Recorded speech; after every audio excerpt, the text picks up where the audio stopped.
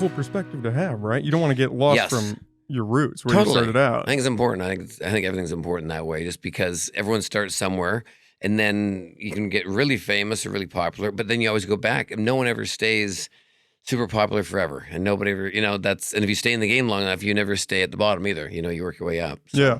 Is that kind of a hard perspective to maintain when you start climbing the ladders, especially being in Vegas where it's kind of everybody's doing something? Yeah, and then you sit back and you kind of go, well, what should I do and what shouldn't I do? If you get invited to a red carpet, should I go if there's Getty Images there or Wire Image or somebody more important, or should I go just because I want to go? Should I be seen that much, or maybe I shouldn't be seen that much? So it's always those kind of things you kind of want to sit back. And I think the real thing you should be is just true to yourself. If you want to do something, you have a good heart and you want to, be in the business, you kind of got to be in the public eye, so when I'm working, if I was here with my wife, which she's back home, she's doing her show right now, more than likely, I may have not said yes to this podcast. Not because of you, just because it'd be like a mini vacation for her and I. I probably just wouldn't buzz off at 10 o'clock at night to buzz into a podcast. I'd be having a glass of wine, chilling.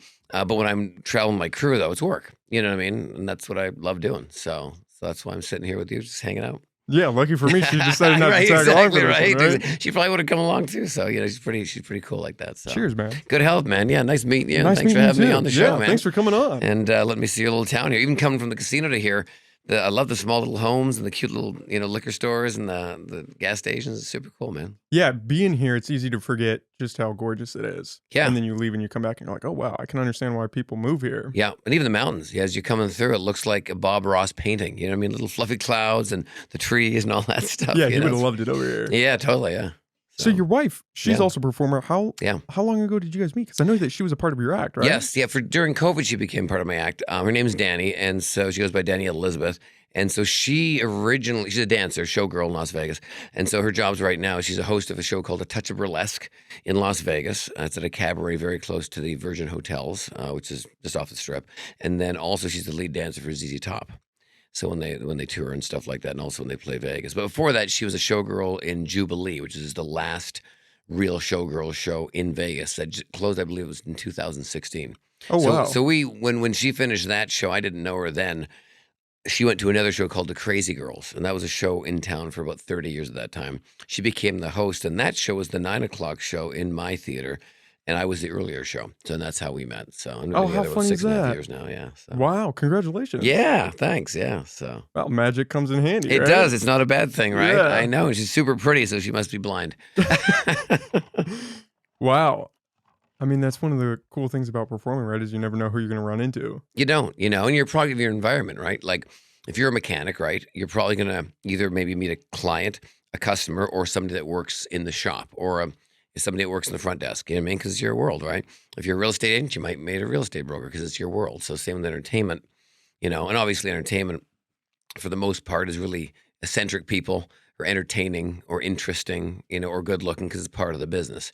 If you're an accountant or a doctor, you don't need to be, ripped and have a full head of hair and look like, Fabio or Pamela Anderson, so. Yeah, you can be Quasimodo. And you can be whatever you want, exactly. As long as you're good, people would still go. Exactly, because you're intelligent, you're using a different part of your brain, and there's other things that are a lot more attractive than just the, the visuals.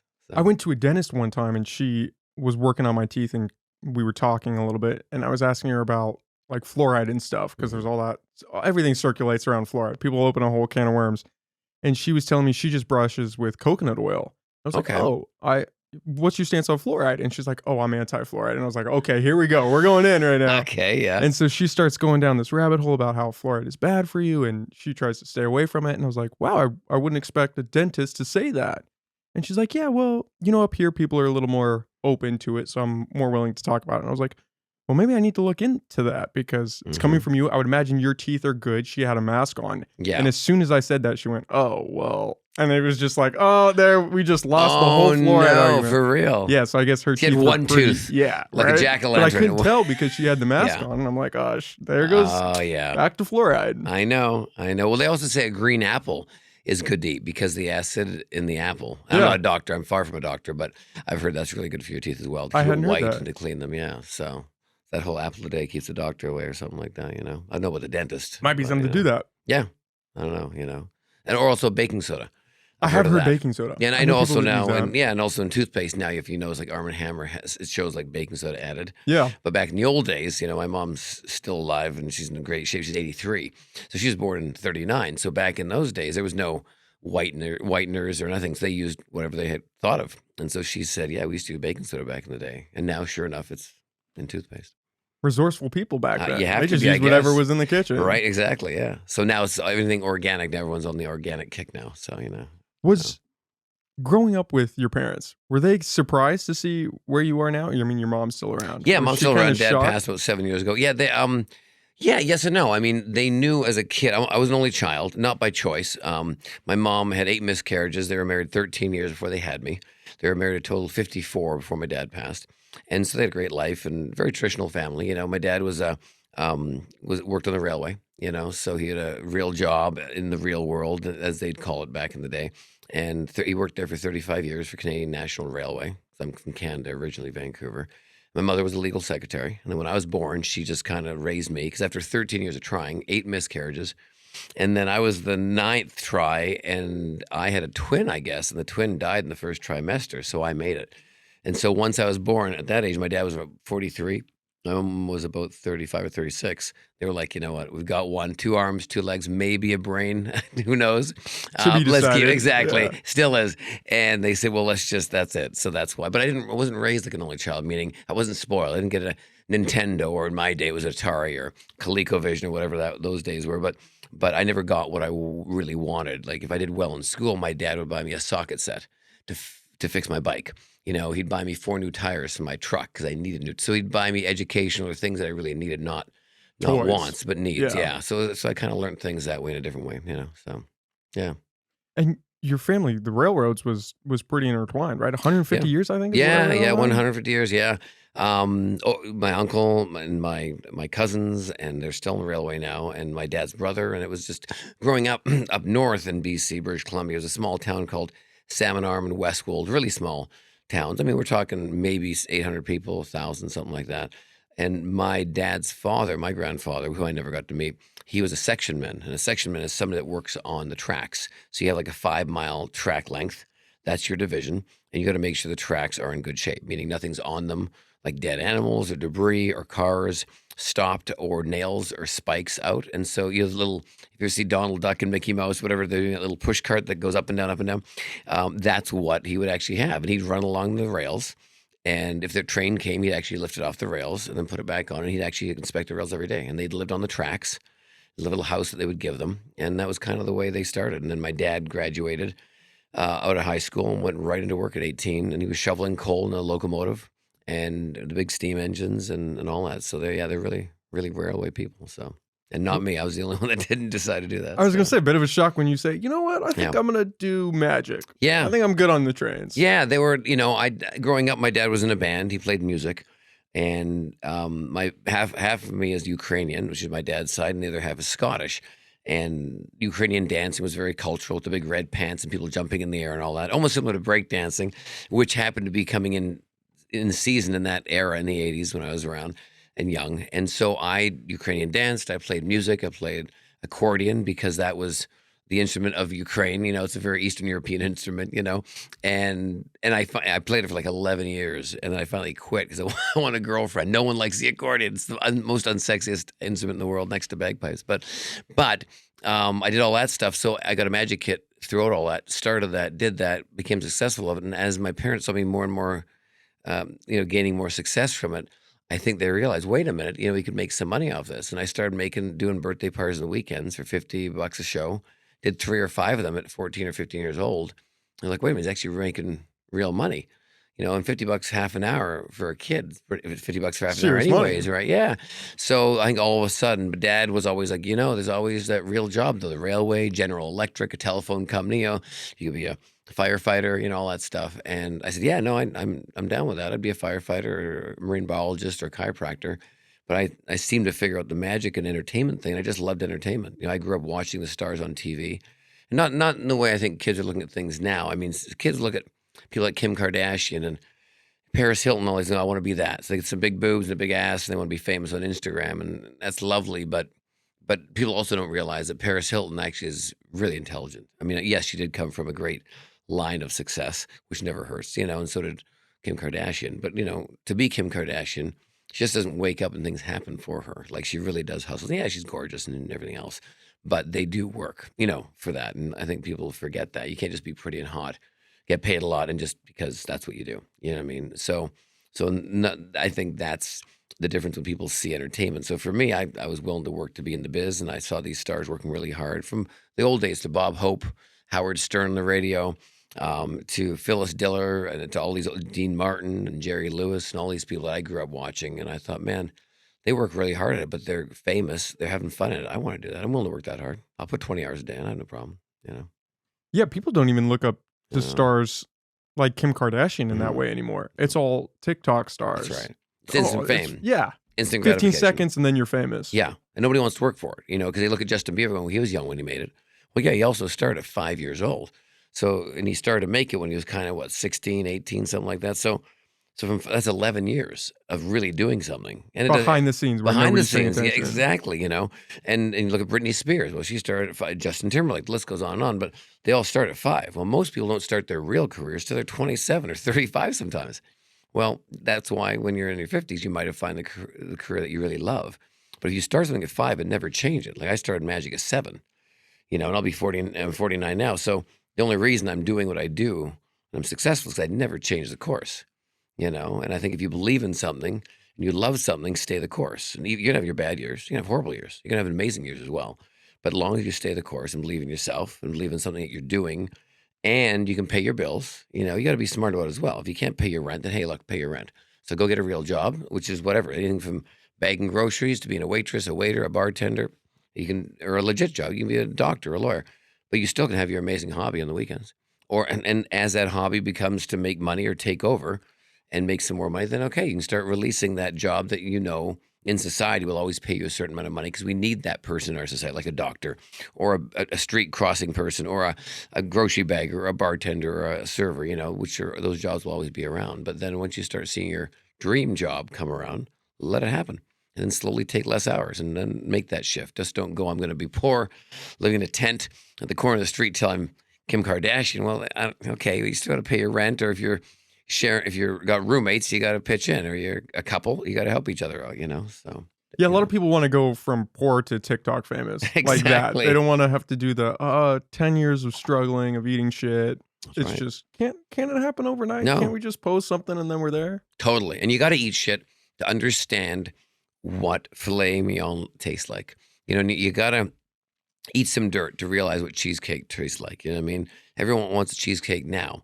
I'm like, no, sure, you can have that if you want. And sure, you see a lot of people with rich parents and it just gets handed to them. And yeah, there are parents that do that. There's also parents that are very well off that really teach their kids how to handle money well. And they actually become very successful, like Kim Kardashian, like Paris Hilton. You know what I mean? Like, I don't know if anybody watched Paris Hilton's last documentary. I think it just came out about 3 months ago. My wife wanted to watch it, so I'm like, oh, here we go. And I like Paris. I don't know her that well, but I know she works hard.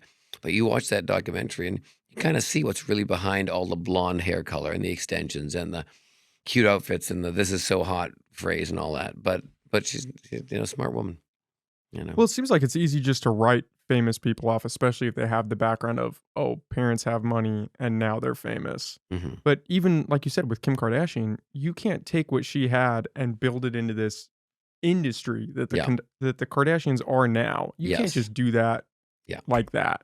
That's not something you just fall into. That's something that's built. Oh, you can sure. shit on how she got there. You could shit on, you don't think she deserves it or all that stuff. But you can't argue with the work ethic that goes in behind the scenes. Totally. Because you pop anybody else into that situation, there's a solid chance they don't make it. Oh. There's a solid chance that TV show fails. 100%.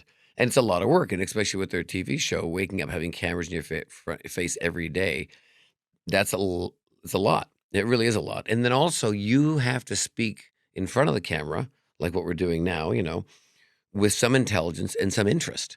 Like you can't just wake up and make coffee for 20 minutes on TV. That's boring. No one will want to watch that. So you actually have to have, when you wake up that morning, if you want a TV show of people watching you do shit, you have to have really good shit to do. And that takes a lot of work. And it does take a team. Let's go ride a camel today. Let's go color so-and-so's hair. Let's shave somebody's head bald. You got to find interesting to keep it. So that's a lot. That's a lot of work if you really want to make money, be famous, and be on TV in that capacity. The Osbournes were the first ones to ever do that, and it was a huge success. That's the only reason the Kardashians were so successful.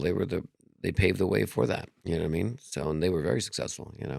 So Is yeah, that something that you've noticed since you've been in the game for a while now? Is that people aren't as willing to put in the work because there are those people that just pop off social media and do become famous? And now 100%, people are like, "Oh, why struggle?" When they do 100%. when it is the option of, "Oh, maybe Yeah. this happens to me." Yeah, and I always believe is always at 10,000 hours. I don't know if you ever read that book, but somebody says when you do something for 10,000 hours, you finally know how to do what you're doing, whether it be sewing, knitting, cooking a pie, baking a pie, doing a podcast like you are. It's that 10,000 hours. You know what I mean? That's when you really know that literally, if I were to ask you any question or change things, you would just instantly know and be so comfortable like you are now. But imagine you have another 8,000 or five, how many more hours you need for that 10,000. Like when I walk on stage now, almost anything can happen on stage and doesn't really affect me anymore. Even if something goes wrong on stage, I'll just accept it and deal with it. But when it's that first year, end of the world, can't sleep at night, half your years you just pissed right off of yourself, because it's a big deal. But when you have that confidence of knowing your industry so well, it's a good feeling, But people gotta put the time in, And I always see these people. Perfect example, and I'm older now, so I can say this stuff. And I love young people. I love all people changing. I love new music, and I try to keep myself up on stuff because I'm not that old, but I'm not 20. So it's one of those things where I find because the way the internet's working and you see these people famous instantly are getting a lot of followers and they could buy them or they could really work hard for them because it goes both ways, that those people who are really doing it, they are still very vested into being successful themselves, whether it be just being a hot chick on Instagram or a hot guy on Instagram, whatever. They're still posting every day. They still got to take these vanity shots every day. They got to look great because they are building a marketing thing. No different than what Coca-Cola has done for the last 100 years. They got to make that Coca-Cola look amazing. We know what Coke is. We've seen it all our lives. Since the day we're born, we see some form of advertising of Coke or Pepsi or whatever you want to talk about. But they still, every Christmas, got to have that damn polar bear, the Coke in the snow, and we all got to see Santa with that right Santa. But you know how many Santas they've gone to find the right Santa that almost hits everybody? And so it's no different than a girl posting her tits out and her ass out, on Instagram, trying to sell her wares or her interest or trying to gain more followers because sex sells, as we all know.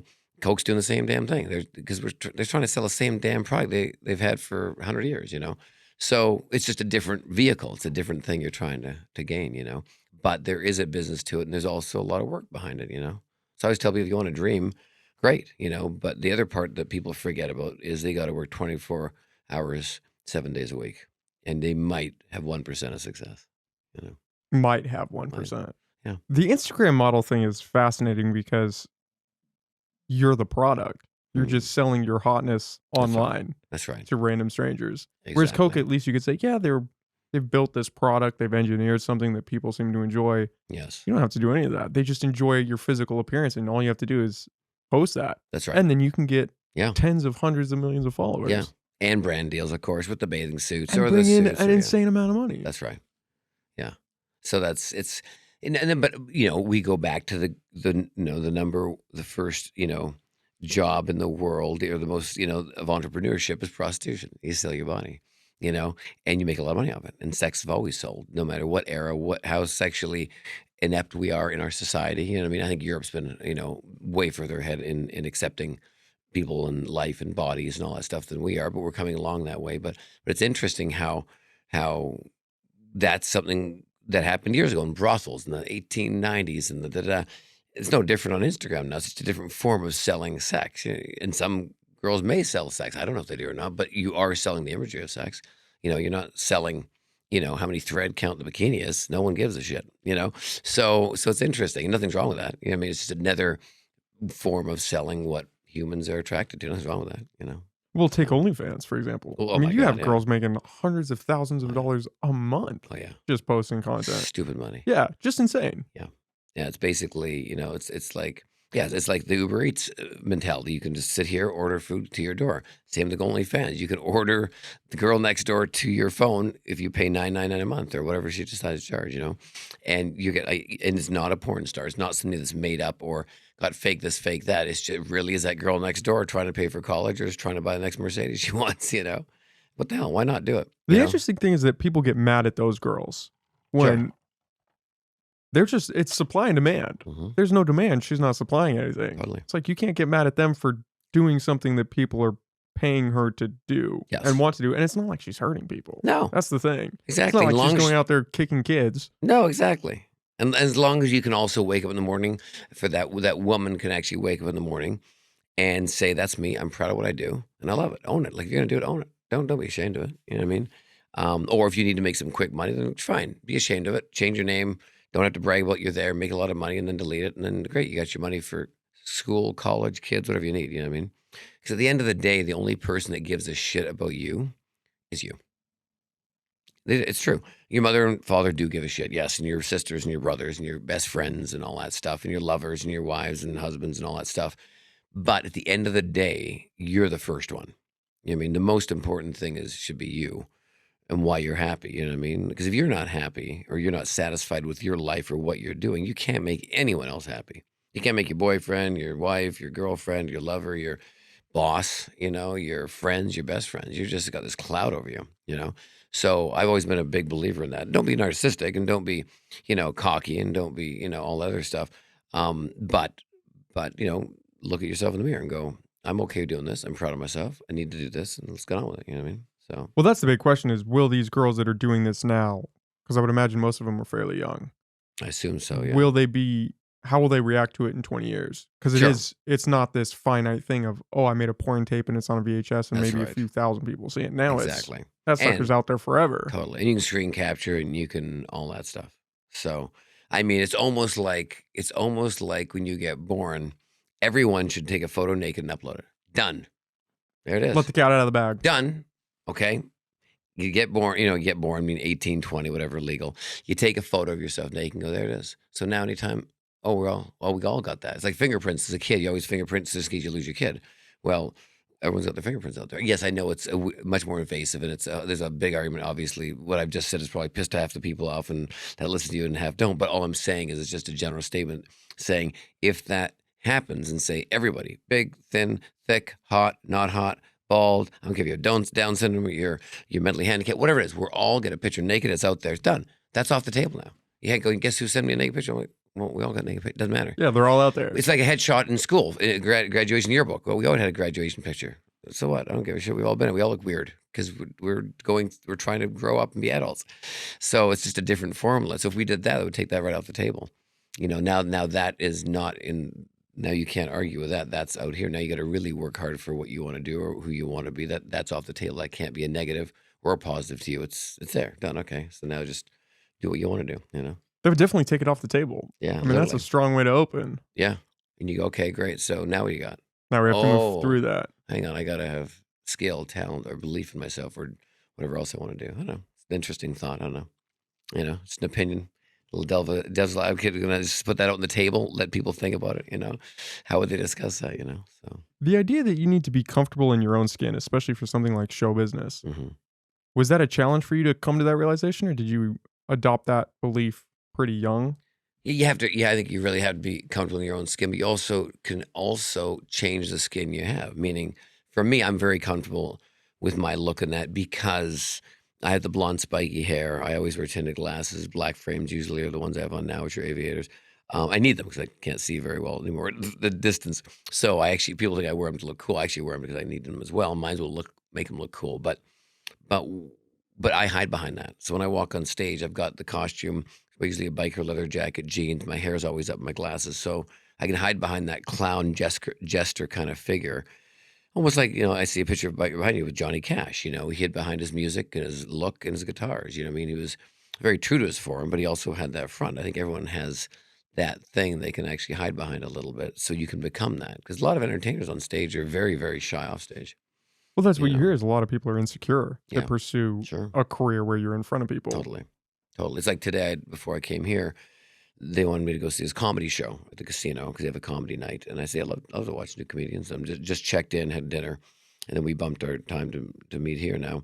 And I said, let's go watch them. And as soon as we get there, the casino staff's very nice. We got your seat right in the front, Mr. SawChuck. I said, no, no, no. Oh God. And I said, no. I said, no disrespect. I said, very sweet. You say me sit in the front.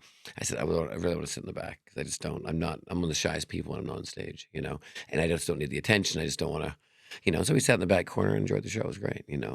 But people who aren't in the business think that's what you want.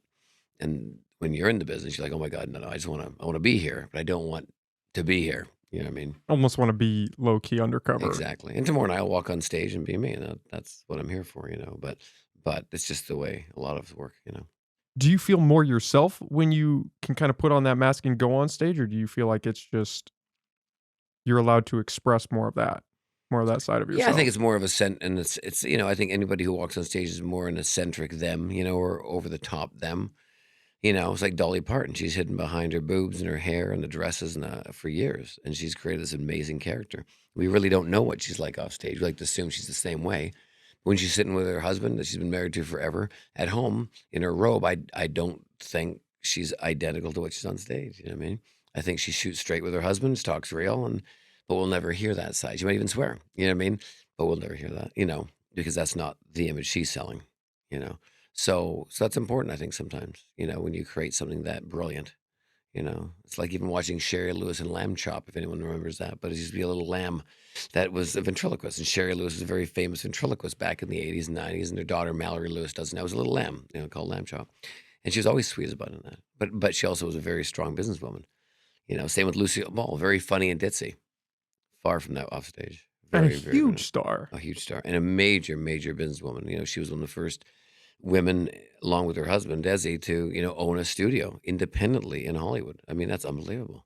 Do you think that you kind of have to mask in that way, or I guess present yourself in this not necessarily clean cut manner, but you have to almost embrace this more showman side to be able to get to a position like that you're in? I That think you so. can't just truly be 100% you. You kind of have to taper things off or mold it in a I certain think a little direction. bit. Not everybody. I think a lot of people are pretty much who they really are. Like I feel like you look at a John Mayer or an Ed Sheeran.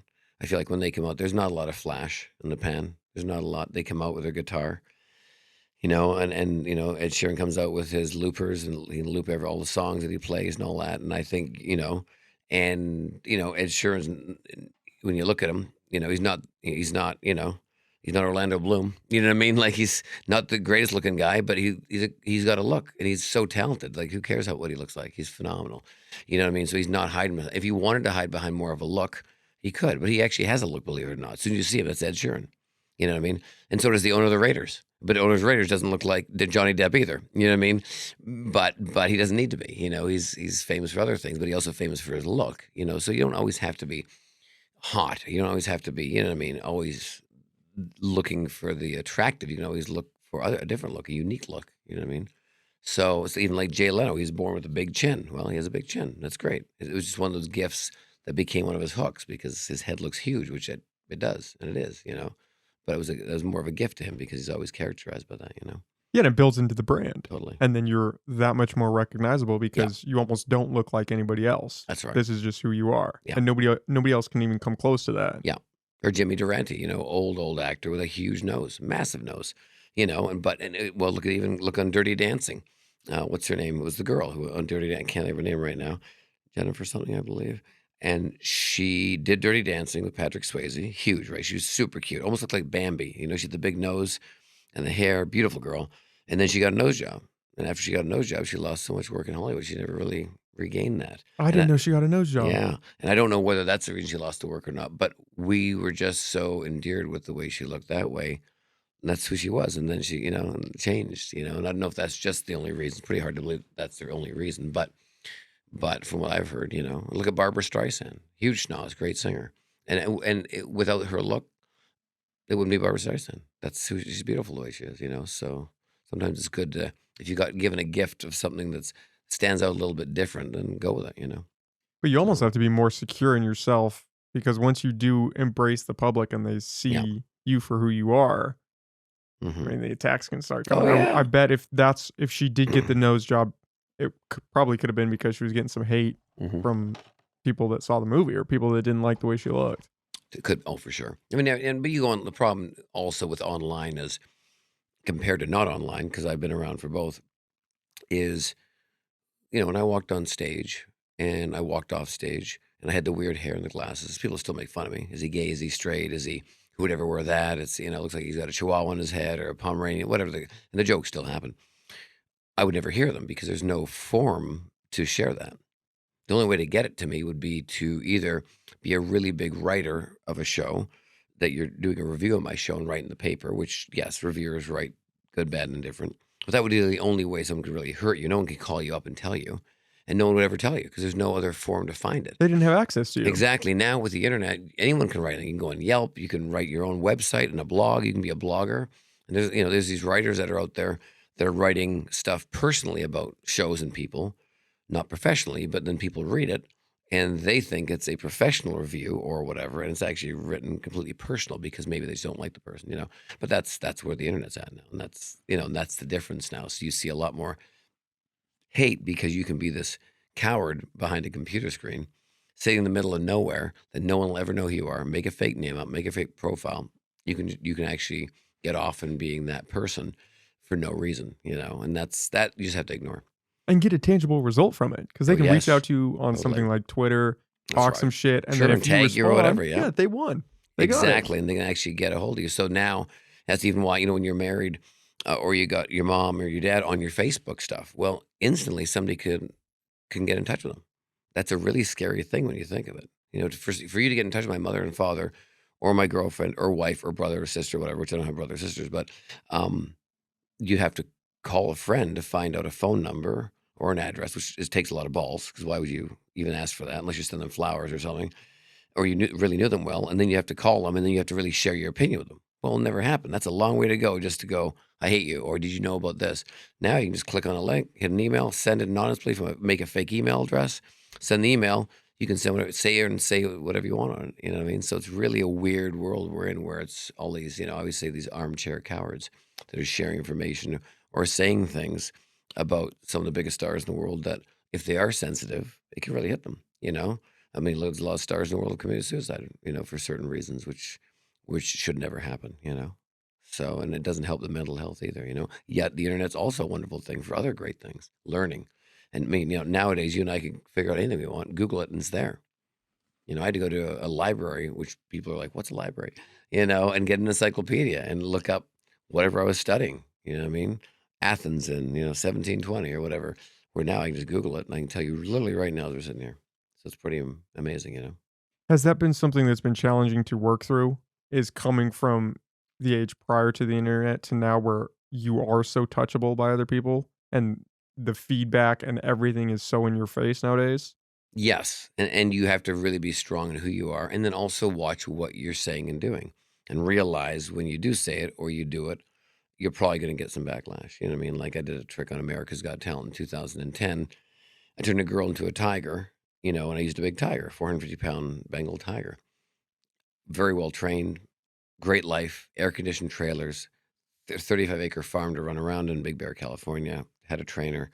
But the minute I use an animal in the show, man, away we go. Because you got people who can't believe you stick an animal in a box like that. I can't believe it should be in the wild, in Africa running around. Because people who don't understand that it was raised in captivity, you can't just go put it back out in captivity. It's not going to work that way.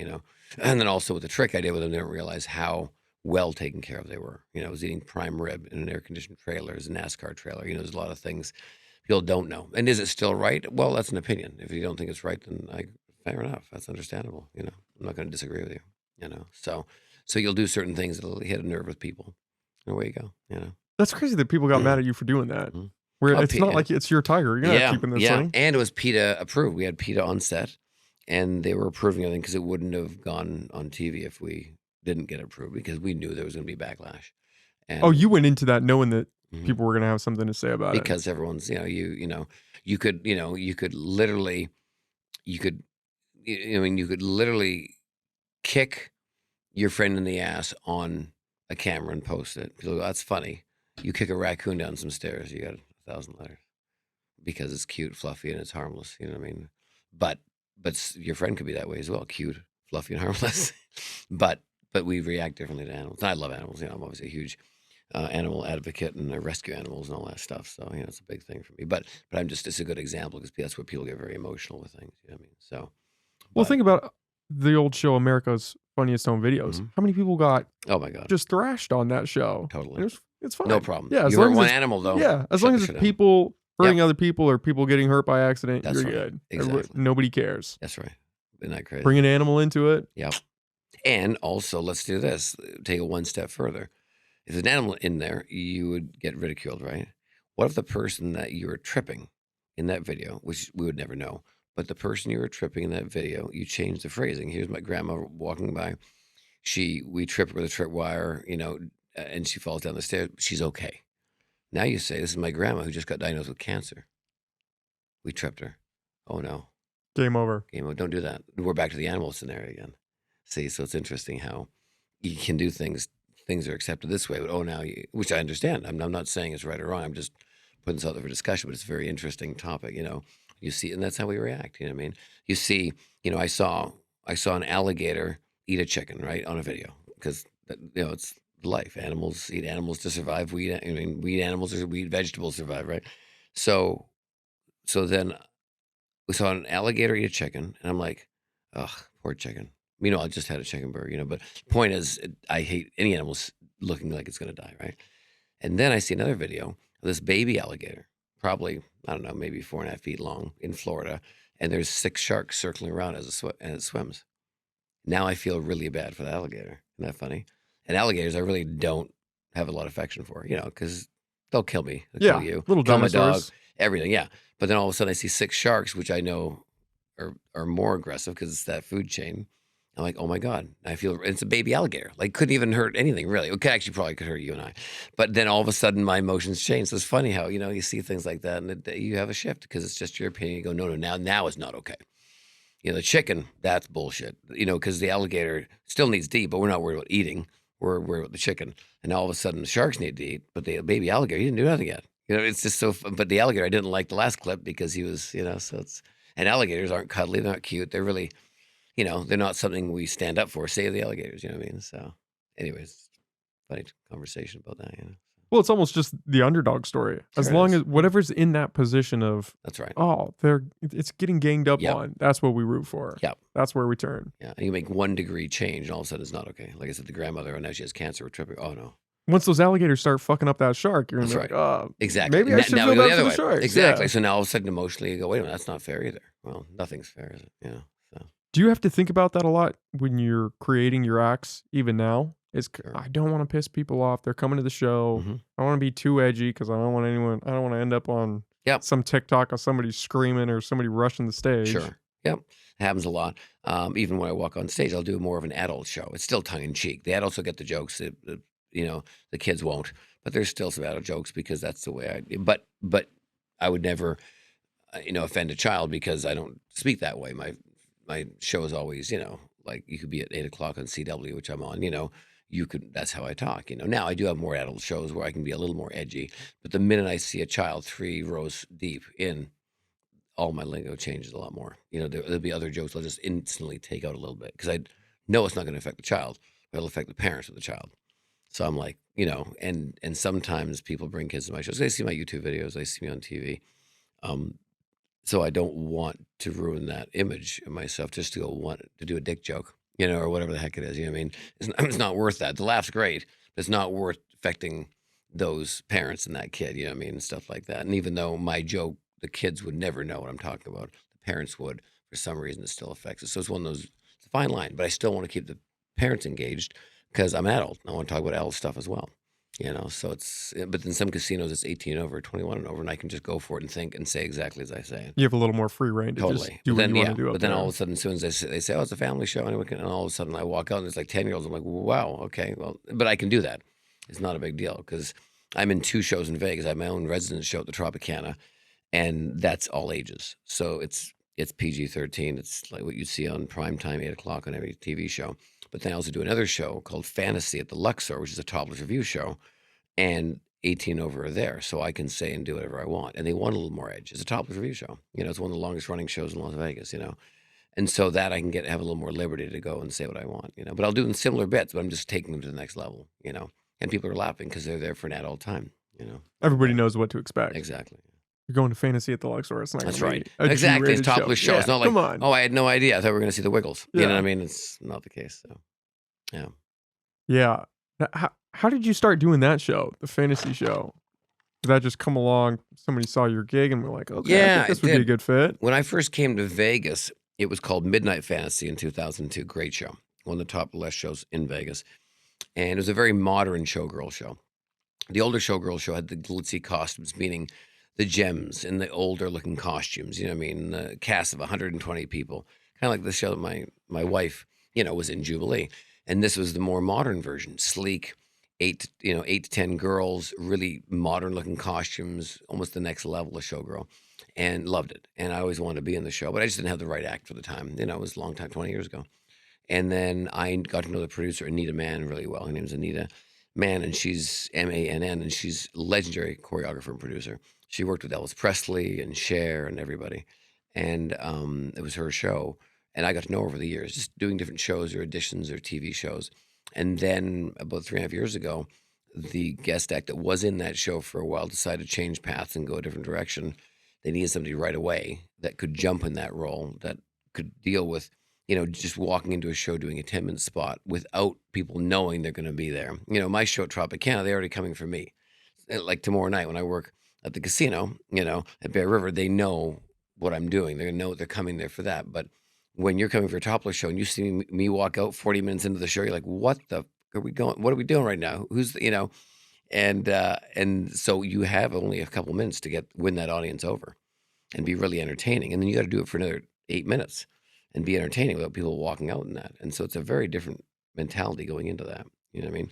So all of a sudden that happened, and it was going to be only for a few weeks. Now I've been there 3 years now. And then during COVID, because all the shows shut down, my wife Danny, her show was down as well, but Fantasy opened back up, and I said, "Well, you want to work with me in the show? I'll put her in a couple of my illusions. She's a beautiful girl. She's same class level as all the other girls in the show." And she said, "Yeah, let's do it." So we had a great time doing it. Now she's back to doing her own show, but yeah. Well, I would imagine that'd be a great way to stay sharp and not just Yeah. fall into the lull of playing for your own audience, because That's you're right. going in there and you got to be Yes. on because Yeah.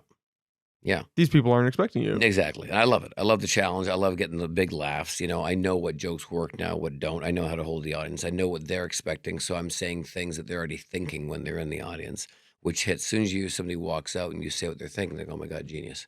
Because I've figured it out. And as soon as I got in that show, every night, the first 4 nights I was in that, because it was nerve wracking because I have a lot of material, but you got to find the right material for this type of spot in a show. And you can't dilly dally. You got to get on with it. I mean, you only got 10 minutes. And basically it's a break for the girls to change, and a set change. But every night for those 4 or 5 days when I first got in the show, I was changing my material a little every night to figure out exactly what needed to work. If I didn't get a big enough laugh, it's out. Let's try this in. And then all of a sudden that hits. Great. That's in. This is out. So I just kept trying to work on bigger laughs and more things that really held the audience. And then finally I got this solid set of 10 minutes that I go, that's it. We got it. That's going Perfect. to work. Yeah, that's going to work. So, but it's like anything, like any artist, even who does a variety show, or you watch country artists doing these festivals, they're only on there for 20 minutes or half an hour. Do you sing all your hits, or do you do 3 hits and sing 2 new songs to see how they work? If you're smart, you do that, because if you can test those songs out, if there'll be a single, if it works, because it's a great ground, because they already like you. You hit them with 3 big hits they know, hit them with 2 songs they don't know. But if they start singing along by the end of the song, they go, "Wait a minute, that lyric is they're liking it. Hang on, we got something." And then end with a couple of songs that are knocking them out of the water again, because that's why you're there. But if you can sneak in a couple of, and I'm always big on going into a show, adding new stuff all the time. 'Cause I love walking on stage feeling a bit nervous, walking away with something new. It's even like yourself. I'm sure getting new things on a podcast or new interviews or just certain things that work right for you. It's a win for you. You go home and go, "You know what? Good. Okay, last week might not, but this was good," or whatever. You feel good about yourself. Just trying to push the envelope a little bit, So Yeah, and then you bomb and you think, oh shit, I can't do that exactly. next time. Well, I you gotta learn, be right? better. Yeah. You take 2 steps back to go 3 forward, but that's okay. 2 back to go 3 forward is 1 step forward, right? So that's okay, Just don't go 4 steps back and 1 step forward all the time. And now all of a sudden you're like, hold on. Yeah, if you keep walking backwards, then you Yeah. gotta say, okay, so we gotta tweak something because this That's is right. not working out. Yeah. Yeah, exactly. So are you you're coming up with new bits in that, and then are you taking those and using those in your other show? Yes. And if they're Okay. not too dirty or too adult, because in the fantasy I can really get away with adult You can let material, loose. and I love it. It's fun. I can do that even at casinos. I won't be doing that tomorrow night because this will be a family type show. I'll still do different material, but it's not going to be that edgy. But then I will take some of that and bring it back to my own show and put that in and tone it down a bit. You know what I mean? Change it a little bit. So and then also some stuff that I haven't. My regular show, I'll test out and then bring it to fantasy, and it doesn't have to be dirty. It doesn't have to be vulgar, but it's just good material that will work for that bit. So, Is yeah. it I mean, you're kind of an enigma in the sense that you are a magician, but you're also a comic. I Yeah. mean, you have that duality to you. Is Yeah. that more common now? Because I would imagine when you started out, that was Oh, not. no. I mean, even when I was a kid Mhm. seeing magicians, there wasn't any No. comedy. It was, oh, look, Yeah. look at this serious trick I'm going to do. Yeah. You're in awe. Let's go to the next trick. 100%. So, I mean, what's funny with that is I became a magician at a young age, and I became a world champion in my, I guess, early 20s, and I invented an act with compact discs. It was called a CD act. Like, so most magicians were known for producing birds and candles and cards, right? And they do it looking in a nice suit, and they do even it to a musical act, like a 6-minute musical act of producing things and all that. I liked it, but I thought everyone's doing that. And my mentor in magic, his name was Marvin Roy. He went by the name Mr. Electric, and he lit light bulbs in his hands, which is phenomenal. He worked for 50 years around the world. And he passed away not too long ago, about 3 years ago, at 95. But he was such an inspiration. He said, Murray, you're young now. This is when I was 16. He says, you're cute and you're young. So you're young and cute. So you can go to the magic store, buy some tricks that work, and you'll work for 5 years. And you'll get a lot of work because you're cute, and you're good, and that's your novelty because you're cute, and people can't believe that you're this young doing this well.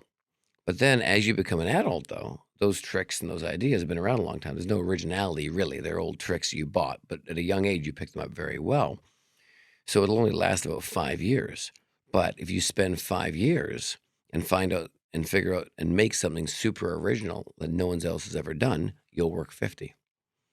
So I took that to heart, and I thought, well, if I work hard on something that's new and different, I'll work a long time. So I learned all the regular stuff you learn in the business.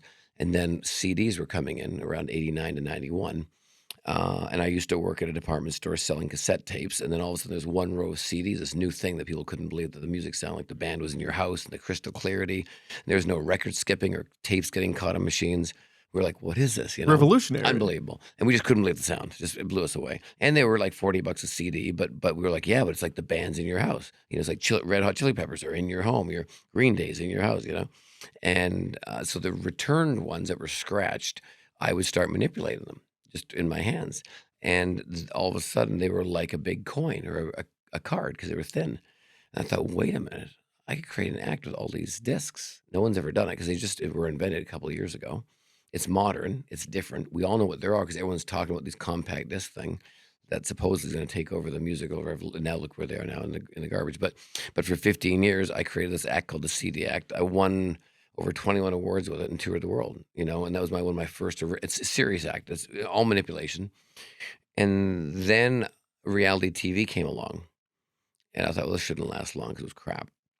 And I can say that now because I've been on 30 reality shows now. But I thought, hold on. I tried to get on a bunch of regular shows, and getting on regular TV is hard. You had to be funny or a good actor or something. But magicians really wouldn't be on a regular TV show. Back in the old days, there was a show called Night Court, which now they have a new one now. But the old Night Court, Harry Anderson, the comedian magician, was the judge, and he was a magician on there.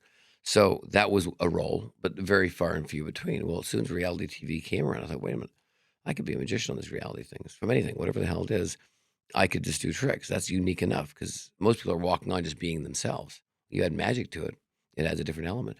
So I started applying for all sorts of things. My first reality show was Blind Date, of all things, an old TV show years ago, where you go on a date, literally a blind date, and they follow you around. It was at the Magic House on Hollywood. And as soon as I got on there, I thought, that's it. That's my way to getting on TV, is these reality shows. And then I realized most people don't put just a magician on a show. You got to be funny, corny, quirky.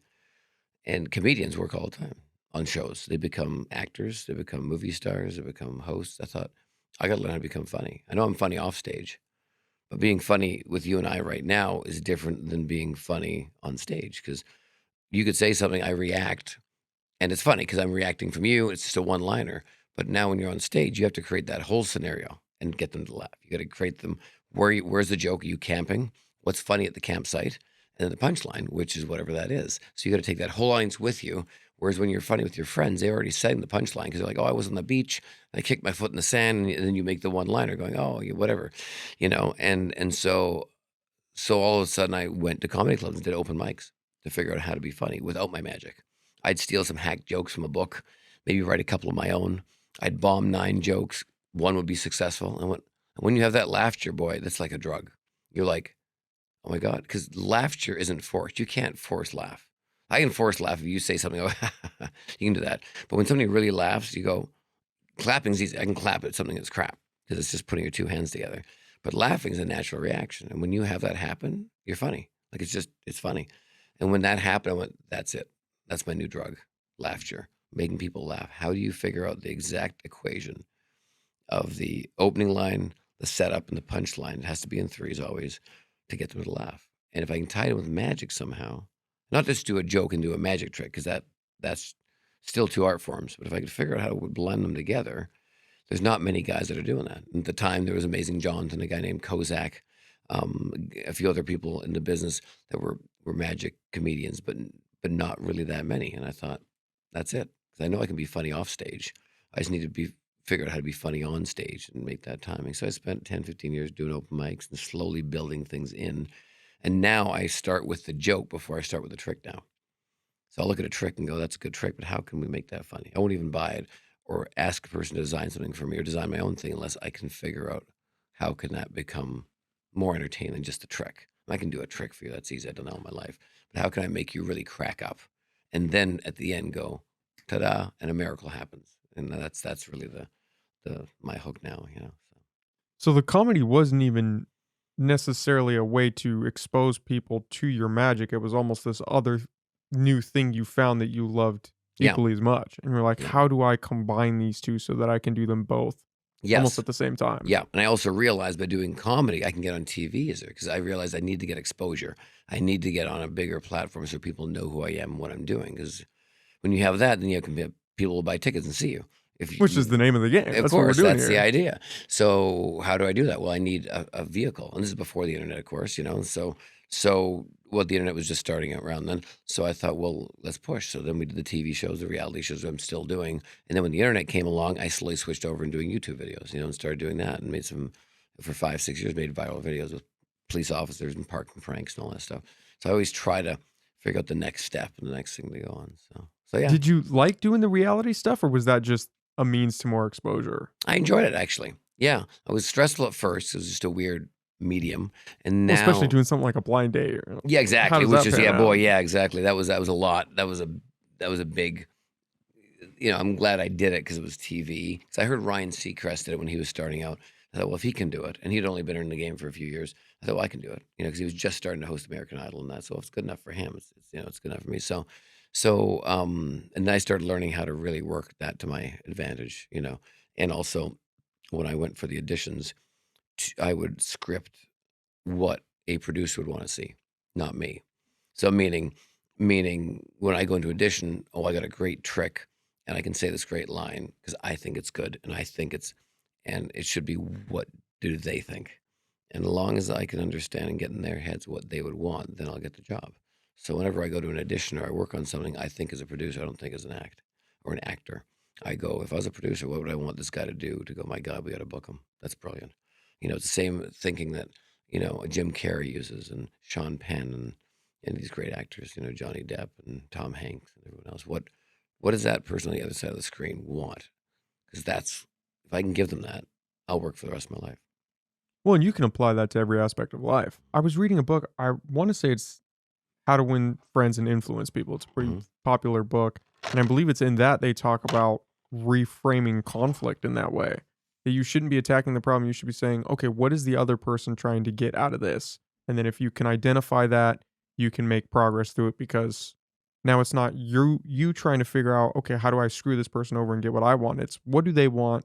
What do I want? How can we meet in the middle of that? Yes. Yeah, 100%. And also when you want to go sell yourself to somebody, most people sit down and go, I won this award, I've done this, I've worked for this people, I've done this, I've done that, right? Which is lovely because that's what you kind of train to because you're trying to showcase yourself. You want to hire me because I'm this good, and nothing's wrong with that. But all you gotta do is change just a little bit, going, sell the benefits of why they should hire you, not why you're so great, why they need you. And what are the benefits of them hiring you? I don't care what job you're going for, be it entertainment or a doctor, lawyer, secretary, or real estate broker, whatever job you want to do in life. When you sit down in the meeting, just take yourself totally out of it and your narcissism and your all that stuff and your cockiness and all that stuff and go, if I was sitting on that side, what do I want to share with them about me that they want to hire me? Why would they want me? So all of a sudden, all those skills that you have, sharing them, it goes from I can do this, I can do that, to look, if I were to work for your company, I think the benefits of using me is I've had 7 years in this field already with a different company that wasn't as open and creative as you guys. And I feel like my creativity from the other company I worked for was stifled a bit. And I feel like with this company, I can even expand more with my creativity and probably get you guys a lot more sales, a lot more advertising. If you were to bring me on, I think I could probably increase the income of your accounts.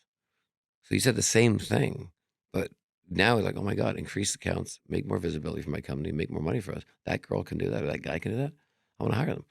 You're saying the same thing, but you are making them the star of it, the conversation, not you the star of the conversation.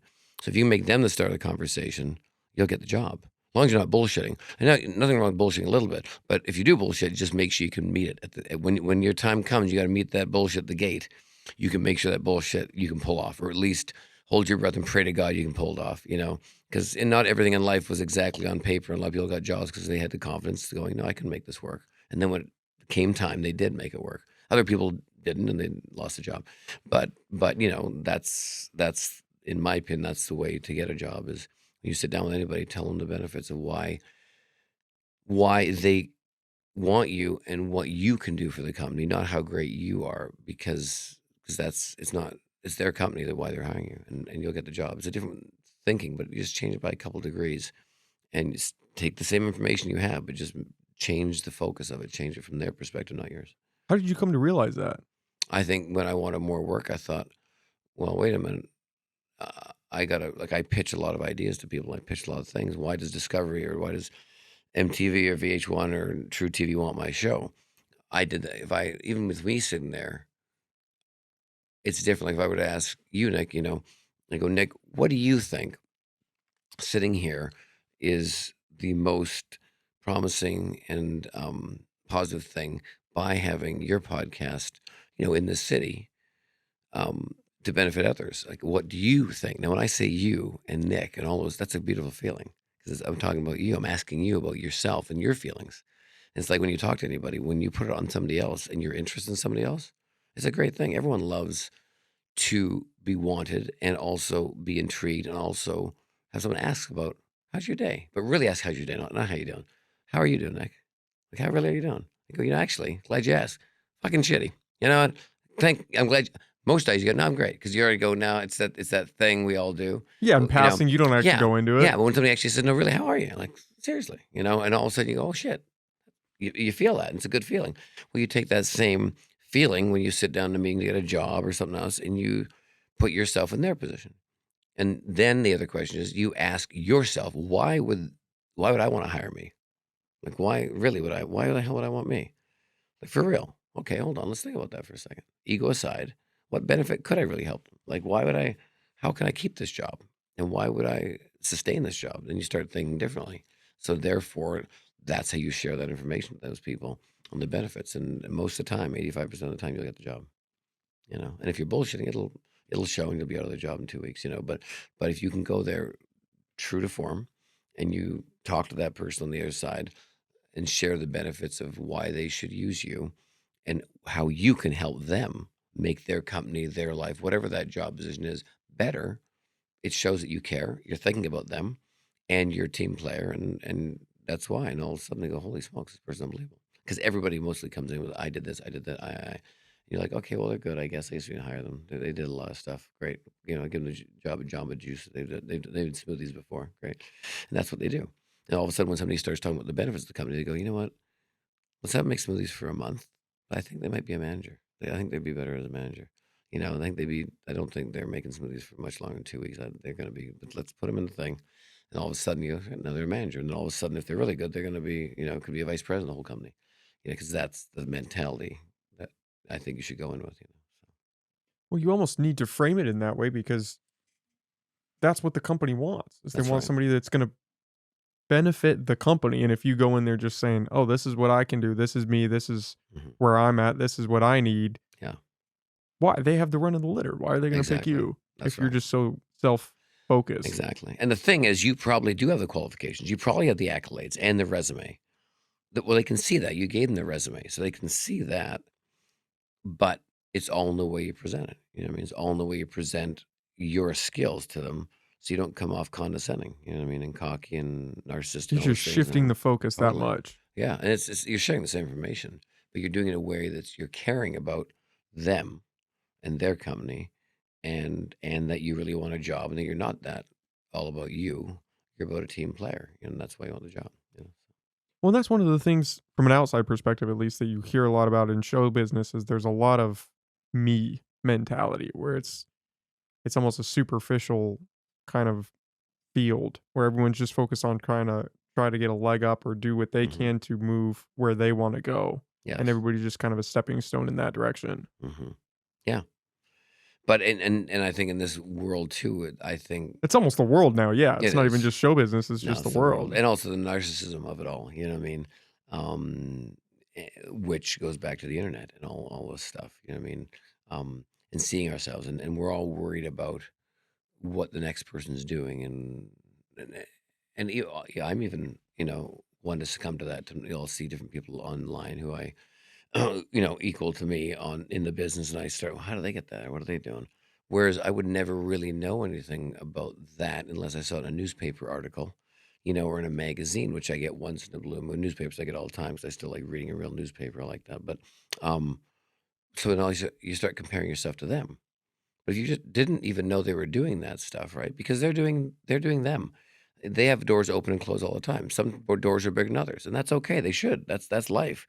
And you're gonna have doors open for you that are bigger than people think and go, wow, how the hell did he get that? He shouldn't have gotten that. That's okay because that's what we get. But when you start comparing yourself to other people and you start seeing what they're doing, it throws you because you're like, well, they don't deserve that. And all of a sudden, negatively it impacts you. And then all of a sudden, it might even make you depressed or put you down, going, well, I'm never going to get there. But if you stopped and didn't see all that stuff, right, that somebody else or your competition is doing, and then you just were focused on yourself and looked at all your accomplishments, you go, holy shit, I never thought I'd be at this point in my life doing this and enjoying it. Like, because you're only going to judge yourself from where you were to nothing to really something. But now you're judging yourself on this person's life, but you don't even know their story on how they got to be the host of Deal or No Deal or to be the host of whatever the hell it is. But that's okay. They're allowed that because you might get that break sometime later in your life, or you've already gotten a break. Because where you are, there's some other buddy looking at you going, man, I want to be you. Like, that's unbelievable how you get there. But I find with this world that we're in, we can pick up our phone and just check in on everybody. And even the people we're checking in on could be faking how great they're doing, which Happens happens all the all the time, time. 80% of the All time, That's which isn't 90% of Instagram. exactly, which is useless to begin with. So if you stop that and pretended you didn't have any of this, which is kind of hard now because we all live on this, and look at yourself in the mirror and worry about you, you got to look at yourself in the mirror and go, you know what? God damn it. I've done pretty goddamn good. I'm doing great. I'm actually doing really good. Yeah, there's always going to be somebody with a bigger job, more money, bigger dick, bigger boobs, bigger ass, tighter pussy. I mean, whatever it is, there's always going to be somebody with something. Always. It doesn't matter. And there's always somebody going to be working for that you are below. I don't give a shit who it is. It could be from Jeff Bezos to Bill Gates to Donald Trump, some of the richest people in the world, but they're still working for somebody. They are like, and they're richer than most of us. You know what I mean? Whether you love them or hate them. So there's always, or Martha Stewart, you know what I mean, or Oprah. I mean, the list goes on, women and men. But but even if they were to stop 20 years ago in their career, they would have made it. If you were to stop now, you would have made it. You know what I mean? Like, so So you got to really forget a lot of that. It's not easy at all because I succumb to it as well. You know what I mean? So I'm a bit competitive in my business, and that's why it's okay to be competitive. It's healthy to be wanting more, and somebody's got to lose the race. There's only one winner, so go back to the Olympics and try to win next time. That's okay being second and third because that may make you first next year. But getting second and third is better than 10th and 12th. But then 10th and 12th is amazing because they got to the Olympics. And yeah, at least you got in. I You can't were in even the get to the race. goddamn. I can't even buy a ticket to see the Olympics, let alone run in the damn thing. So that's where it works. So sometimes you got to stop doing that and looking at, and it's really hard. But I know some friends will just delete their account sometimes because they realize they got to that point where I go, I can't. And then you got to sit back and have a glass of wine or smoke a joint, or if you don't do any of that stuff, eat a bowl of cereal and have a glass of water, whatever the hell it is. But then you sit down and really be proud of yourself, whether it be you're a single mom or single dad and you're trying to raise two kids and you're a singer or you an accountant or a doctor and you can't get there yet. Yeah, but you're raising two kids. And that's a goddamn miracle. That's amazing. Okay, you want to maybe be a doctor and you're trying to raise two kids and go to school. Well, you will, but you'll do it in maybe 5 years and you want to more. That's okay. But you're still doing all this. This is amazing. You know what I mean? I don't have kids yet. We're trying to have kids now, but I don't know how I would have done all this if I had two kids. But somebody who raises two kids, I go, that's unbelievable. How do you do that? That's a lot of work. And some people are going, how the hell do you make magic a career and you can pay a mortgage by it?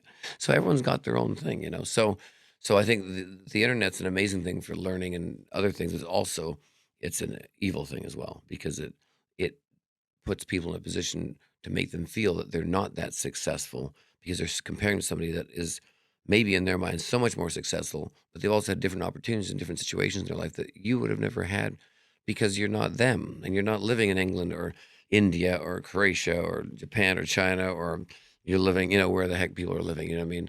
Um, it's all situational, you know what I mean? So you have no control over that, you know what I mean?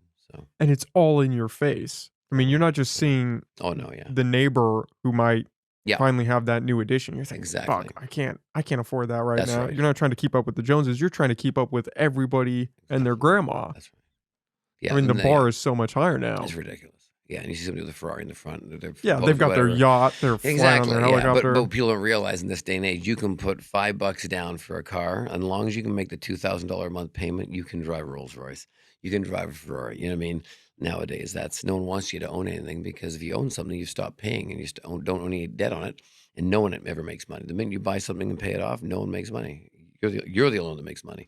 And in this world, nobody ever wants you to pay off anything because everyone else is making money off your payments. To me, it's and I understand how all that works. So, we own property and stuff like that. And so that's the thing. And yeah, it used to be neighbors. Neighbor gets a new car. Oh my God, they got a new minivan or a new Mercedes. Well, shit, We yeah, gotta step it up. but I'm thinking, but you're still living in the same neighborhood. That's amazing. You guys have homes together. Who cares what kind of car they drive? It's four wheels.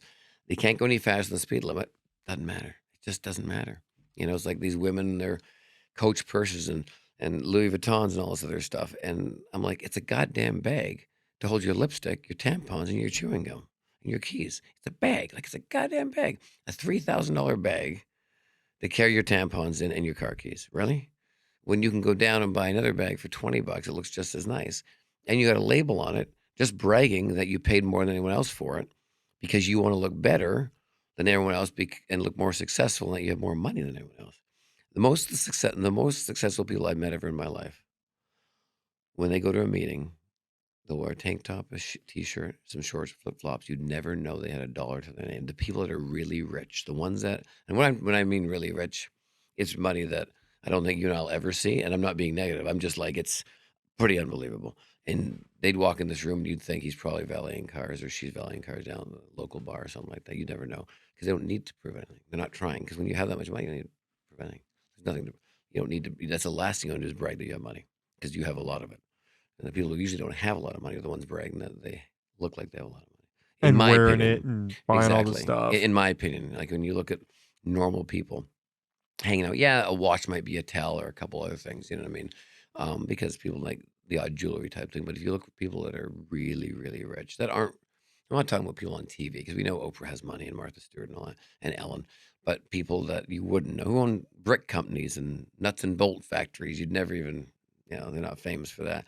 They're famous in their own industry, but if you were to sit at a table, you'd never know because that's not their game. And when you have that much money, you don't need to tell people you have that much money.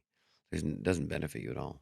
So that's one thing I've learned in my life as well. A lot of times, And so that's it's just an interesting. I love that. But if people want to brag about that, go for it. It's just a free country. Shit, wear all labels you want and have 20 necklaces around your neck with diamonds. Nothing's wrong with that either. You know what I mean? If it makes you happy, doesn't matter what I think. Doesn't matter what anybody thinks. The key is to waking up and being happy and proud of yourself. And if you want to look like a stripper, be a stripper and be a proud one. You want to be somebody who's super rich and look poor, great. If you just want to be normal and look just normal and not be that eccentric like me, that looks ridiculous when I walk on stage, awesome. So yeah, that's my 2 cents. Did you go a little crazy at all when you first started making money, or did you maintain that kind of sanity of, I I maintained wanna it. I wanna be in this for the long run, I'm gonna save my cash, I think kind I of invest maintained it? it. Yeah, if you ever come over to my house, I have a few. I love old cars, and I have a few of them. But I always say it's my first vehicle. It's actually my second vehicle. But I have a 1991 Nissan hardbody pickup truck, and it was one of my first cars. My second car I got when I was 18. And I used to do it for my magic shows. I had a truck, so I could put all my equipment in the back and do my kids' birthday parties and all my shows. And it's still in my driveway today, and I still drive it. And I put more money into that to keep it original. And what I mean by more money, it's a Nissan pickup truck, so it's not, it's not a Rolls Royce. So to update it doesn't cost that much. But my point is, it probably runs the best of all my vehicles, and I keep it. People always ask me, I can't believe you still have that thing from high school. Like that's your truck. I said, yeah. I said, if that truck could talk, I said, that's my diary. Some people keep a diary and a journal. I said, that's my journal. The, from the day I started in this business, pretty much. I mean, I started when I was 7, but when I really start working, I said, there's a reason most of the times I'll drive that car. There's a reason it's in my driveway. It's a reason it's one of my favorite cars because it's lived my life. I'm no different than that vehicle now as I was when I was 18 driving it.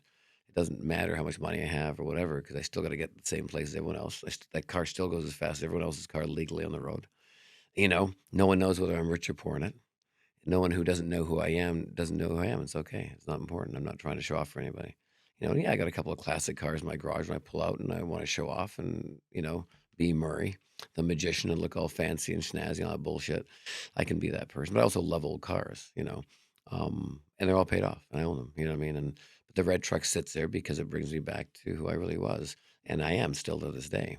And I think it's really important to have those little things in your life when you do have that success, you kind of go back to if you want to stay grounded a lot because you could lose it all and go back to exactly where you were.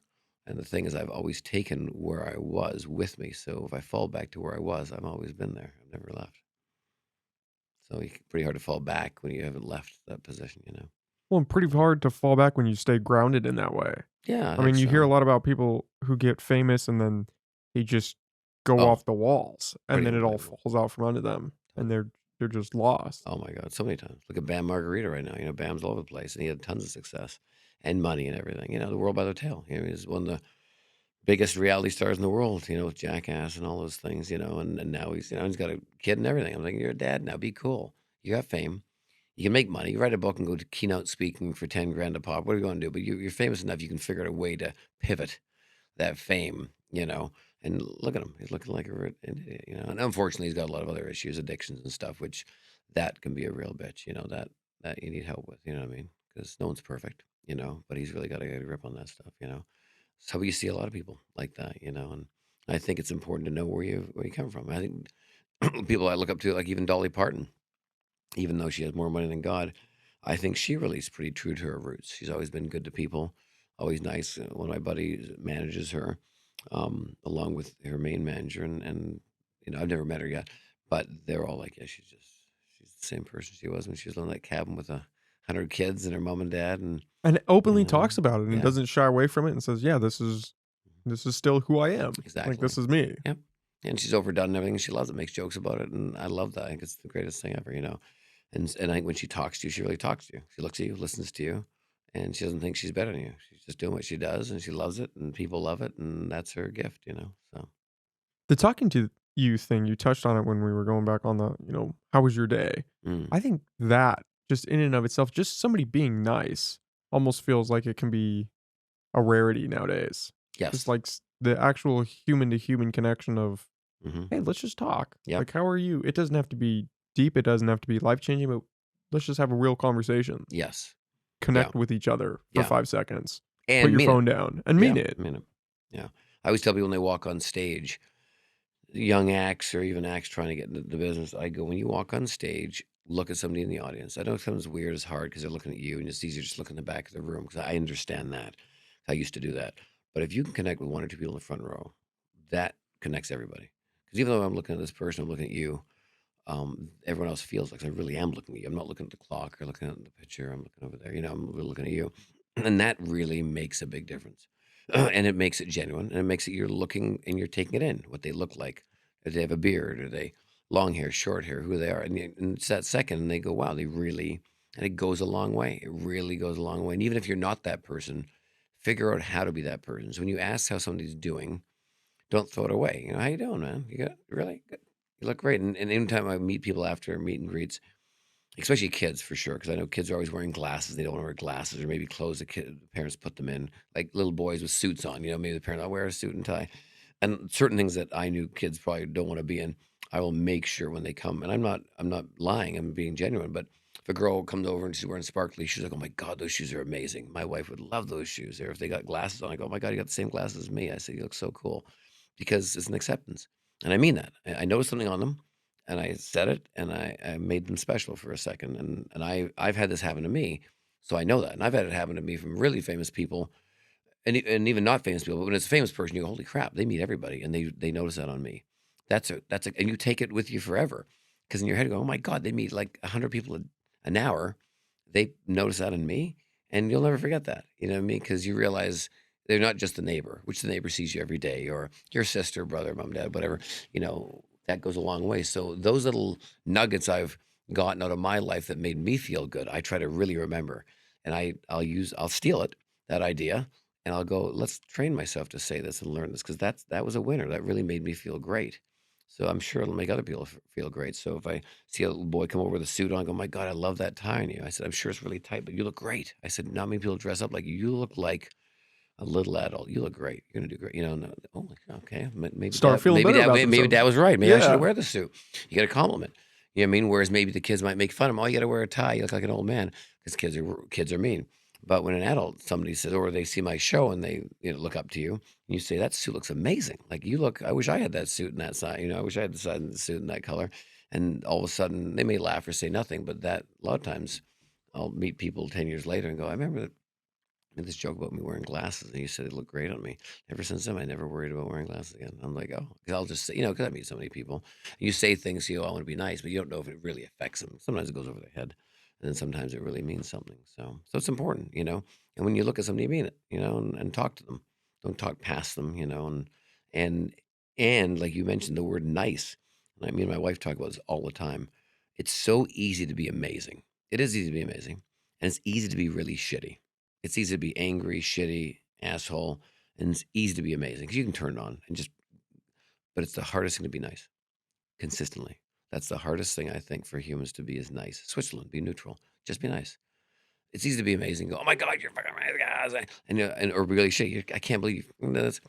But to be nice, and even when somebody's going off the rails and they're losing it, and you go, hey, it's okay, relax. I'm with you. Totally get you. I know you're pissed off. Just hang tight. Just take a walk. I'm right here. I'm not going anywhere. Take a walk. Have a glass of wine. Come on back, and I'm here. I'm not gonna. Versus you going up that high and going, now both people are yelling. If one was just nice, well, somebody's got to either go up or go down. Well, if you can just stay nice, nice is a lot nicer than being that, and you can only be that excited for so long. People will come back to nice for a second, and nice. If you can stay nice, boy, you can get a lot further. You know what I mean? And so I always tell people, nice is the hardest thing for people to do, because nice sounds boring, but nice is achievable. You can have an argument being nice. You can understand your spouse being nice. You can understand your best friend, your brother, your mother, your neighbor if you're nice. If somebody goes, that tree overgrown our hedge, I really wish you would cut that. I'm like, totally with you. I said, I know it's my tree. It's in your yard. Do me a favor. You're welcome to do whatever you want with it. I said, I get it. You hate the leaves in your yard. I'm with you. I got the leaves in my yard. I said, get your guy and just cut it flat to the fence. Don't worry about it. I mean, will you help me pay for it? No, I don't feel like I have to pay for it. I said, I'm sorry. I said, it's the trees in your yard. It's my tree. I know that, but it's in your yard. But when you get the rest of your place, just cut it flat to the fence. I don't care. Go for it. It's fine. I totally get you. Not going to argue with you on that. You're right. It's a pain in the ass. I got it in my yard. Instead of going, look, don't be an asshole. Cut it yourself, fucker. Well, here we go. Now you lost a neighbor. And that's so easy to do. And that's what we do. We do it all the time. So if you just go, totally get it. You are 100% right. And then, of course, when it gets to you, well, we can help you half pay it or something like that. And then, no, or maybe you want to help. Sure, I'll fill the money. Great. But if you don't want to, that's fine as well. But there's also a nice way of doing that. Going, look, I totally want, I know you want to pay me for it. You want me to help you pay for it. But look, I don't feel like it's not my yard. But whatever you want trimmed in your yard, go for it. And that my tree is in your yard. So cut it off. Go for it. I don't care. Just leave it fence line because I want the tree in my yard. But I totally get you. And that's all of a sudden you go, wow, okay. Okay, I kind of wish he'd help pay me, but he was a nice guy about it. And that's all you got to do. Well, it's amazing, like you said, how far that goes. Just putting in the bare minimum effort to just be nice. Hmm. The doors that it opens, the relationships that it opens, Hmm. the day that it can give to you and to other people. I Yeah. mean, it's a monumental shift, and yet it seems so small. Yes. If you just take 5 seconds to be nice Hmm. in any interaction that you go through, Totally. it makes Yeah. a world of difference. Totally. Even if the waitress or waiter gives you something wrong at the table, I see it all the time. No banners or nothing from people. I mean, this waitress or waiter has 20 tables or whatever, 10. They bring the wrong meal or they forgot to bring in a salt twice or something and just go, hey, sorry to bother you again. I know you're busy and you're 100 tables. Can I get that salt? Oh God, yeah, that's right. Versus going, I asked for salt like 10 minutes ago. Yeah, you did. You really did. And you're probably pissed off. But this person has a lot of other things doing. They should have got it. That's fine. Okay, well, tip them a little less then. But it doesn't mean you have to be an asshole. Just go, hey, sorry to bother you again. I know you're going to hate me with that salt thing. Oh my God, that's right. Versus if you're an asshole, all of a sudden they go back and they go, "Holy shit!" And then now it's just the whole Yeah, thing. then they start spitting in Well, your food, and then exactly, or it just whatever. Yeah. evolves. So, but you just remember that because I always try the best thing I always do in a situation is and I know people say it, but they don't do it. I always try to put myself in their shoes. How would I want this person to react? Even if I got to tell somebody negatively, because we're all in that position. We go, "Oh my God, I can't believe I got to tell them this." And then most people are thinking from they're thinking from their end, going, "I can't believe I got to say this to them." They're not thinking how they're going to react, or if they were in that position. But if you were just to think for 2 seconds, going, if I was telling myself this and I didn't see it coming, how the hell would I want to receive that? You know what I mean? And all of a sudden, if you think that way, you'll change the way you share that information with the person. I think, and you'll tweak it, or at least make it a lot more, hopefully, less hostile or more understanding. Because now you're thinking, oh my God, if you were just, how the hell would I just say? I don't think I'd receive that very well. Well, what's the best of the worst way to receive that information? And you'll probably tone down what you're going to do. Yeah, screaming at each other is probably not the Yeah, ideal exactly. scenario Or that just we being an wanna go asshole or in. whatever. Yeah. Yeah. Unless they're really overdone or they're just too much. You go, look, stop, quit the bullshit. Stop being an asshole. Stop, stop, stop, stop, stop. Look, what do you want? What's the deal? Just don't be an asshole. Just be cool. I'm not being, you call me an asshole. I said, I'm not calling you an asshole. You're being an asshole. I You're acting said, like yeah, one. because you just won't shut the fuck up. You know what I mean? Or, whatever. So, because you won't, okay. And then if they keep going, okay, talk all you want. I said, I'm not going to argue with you. I said, when you're done talking, I'm here, but I'm not going to, okay, then fine, what? And they go, okay, look. And then you can explain yourself, but I know it's not easy, I'm not, I'm far from perfect, but I've been in those positions where I go, well, it didn't work out well. I should have done that. That probably, and I have once or twice a year, I will lose it. I mean, I would lose it, like all of us do, which is rare for me, but that's usually because somebody's 4 or 5 times have just not got the picture. And I go, you know what? God damn it, and then, yeah, some people you do have to, but in most cases, at least I've seen in my situations with other people, I go, man, if they would just bit their tongue for one more second. Because once you say it, it's out. You can never take it back. And that's one thing me and my wife always talk about. I go, look, you can hate me. There's gonna be days you're gonna kill me and hate me and call me every name out of the sun. Go for it. So just remember though, and I learned this from my parents, and this is how I try to treat our relationship. Once you say it, I'll forgive you. You're my wife. You know what I mean?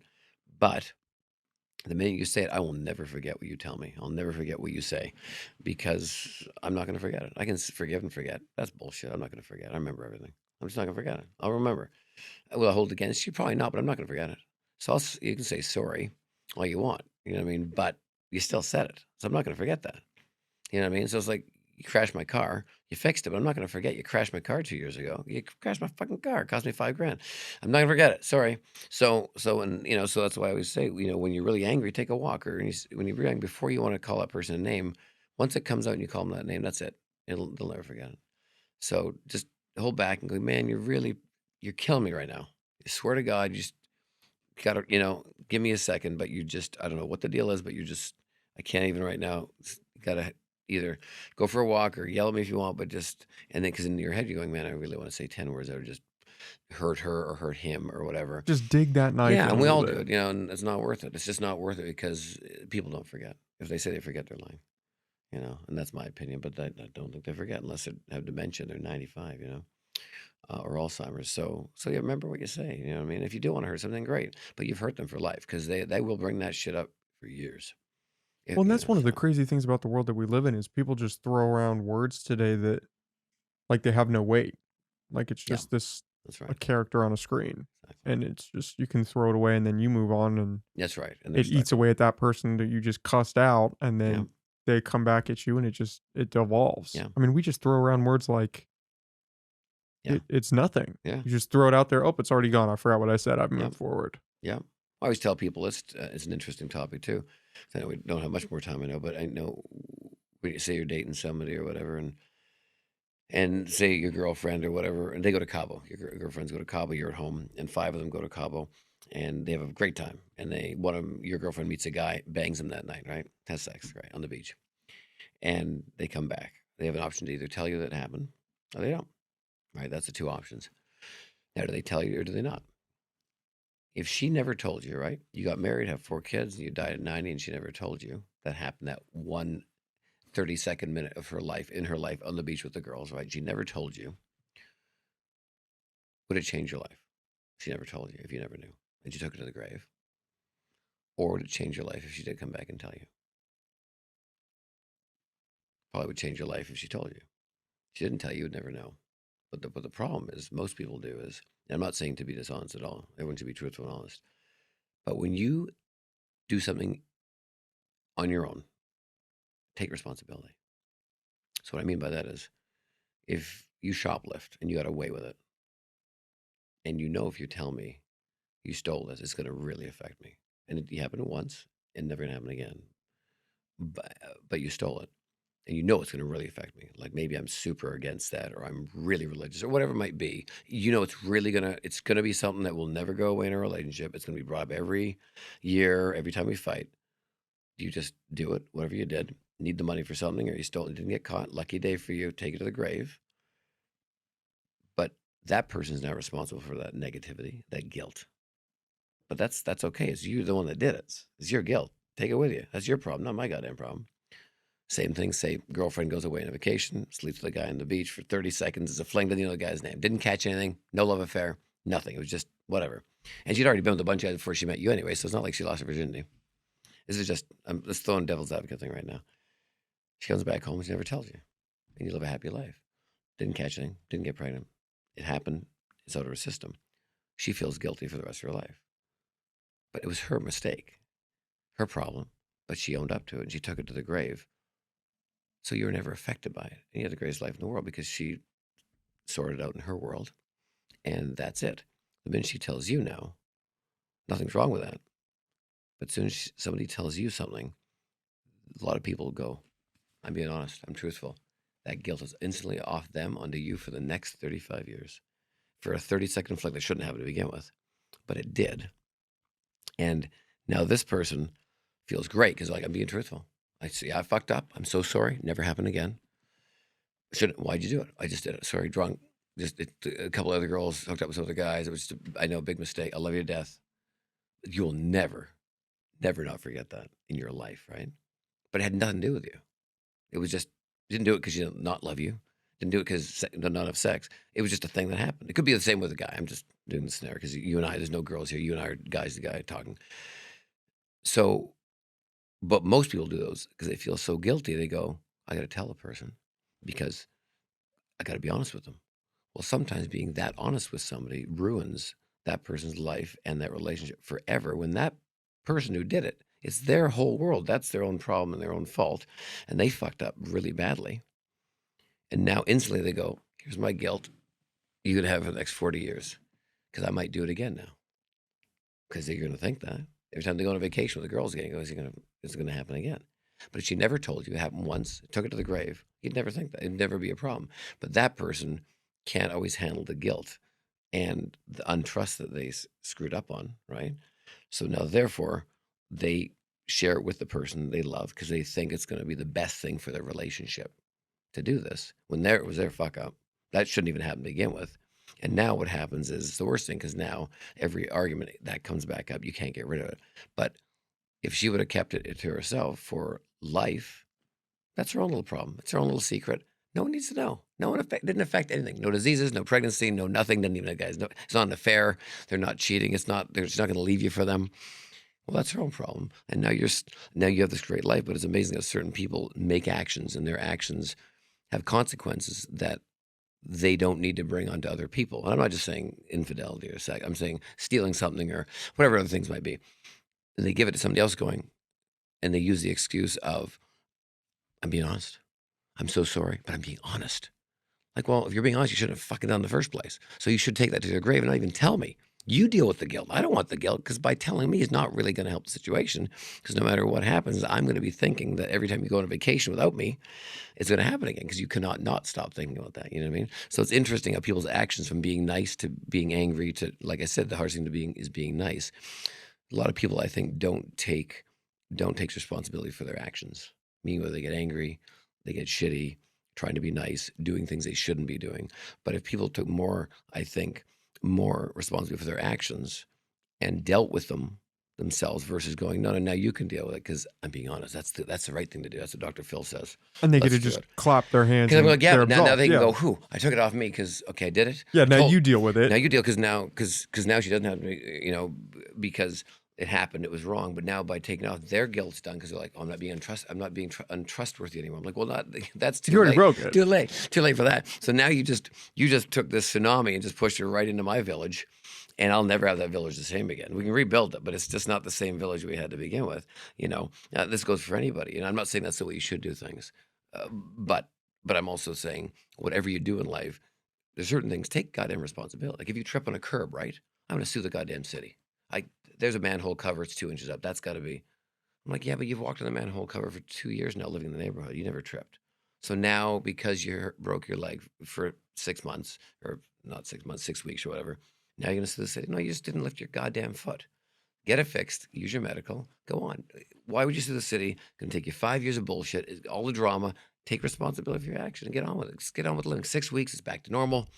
Don't trip on the thing again. That's it. But everyone always wants to go, no, I want to pass, so it's just a random topic conversation, but I find it interesting that a lot of people just won't take actions or responsibility for their own actions and take it to the grave or take it into their own world to figure out versus on pushing onto somebody else going, I'm doing the honest thing, I'm doing this, I'm doing the right thing, you deal with it now, you know what I mean, or whatever the case. I find it interesting. I don't know if it's wrong or right. I know a lot of people, most people probably argue going, well, it's not right. I'm like, it wasn't right to begin with. The beginning start wasn't right, but when it's happened already, what do you do at this point now? You know what I mean? So it's like my kid, if he cheats on a test and pass and doesn't get caught, I don't want to know about it. Because I'm your parent. I'm going to give you shit. I'm going to give you shit. That's my job. If I heard you cheat on a test, I'm not going to condone that. I'm not going to say that's the right thing to do. I can't. I cannot. That's just not the right way to do things. But if you cheat on a test and don't tell me, I'm okay with that.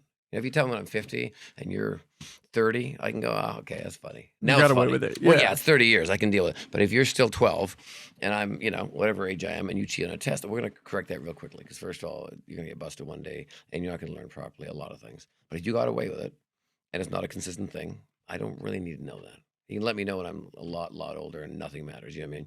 So it's just interesting how, there's certain things that I think it's the people taking responsibility for their own actions and then how they deal with it. And they sometimes feel like, well, if I just pass it off onto them, yeah, you do feel guilt-free now. But now they're stuck with all this hurt and all this pain that they shouldn't even ever be subjective to because it wasn't their fault of any of this. So I find that, human, because we're talking about humans and the way they react to certain things. And like I said, it started from being, like I said, being to be amazing or you can be shitty. Hardest thing to be is being nice. I think the hardest thing also for people is for taking responsibility for their actions a lot. Well, it's funny you bring that up. I actually was listening to a podcast from the Lex Friedman podcast a couple days ago, and they were talking about just that in reference to infidelity. And I believe it was a female psychologist on, and her interpretation was if you cheat and you tell your spouse, yeah, you're trying to just absolve yourself of the guilt, but all you are doing is just passing it off onto your partner. And you're getting this clean conscience. You get to feel better, and now you've just completely shit all over their world. With somebody that hasn't deserved it. Yeah, did nothing wrong. Mm-hmm. You fucked up, and now you were just passing it directly past yourself to them. Yeah. But you would think in that situation, everyone would say, "Well, I wanna know. I want you to Yes. tell me." Even though it might fuck up everything we have, our whole Yeah. relationship, it might ruin my life, Yeah. it might, Yeah. subsequently sabotage all of my relationships after this, I wanna know. Yeah. Even though it would do all of that. That's right. Yeah. Because there's certain things we live by or we think we should do. Always be honest, always be truthful, don't steal, don't lie. Yeah, of course, those are all great things. I'm not against any of that stuff. And I'm just putting this out there on the table. And but it's interesting how a lot of humans and people just don't want to take responsibility for their actions. And I go, take responsibility. If you're guilty for something, take it to the grave. Even if you're dating somebody now or married to somebody, you weren't with them for 10 or 15 or 20 years before you met them. There's a lot of shit in that 20 years I don't need to know.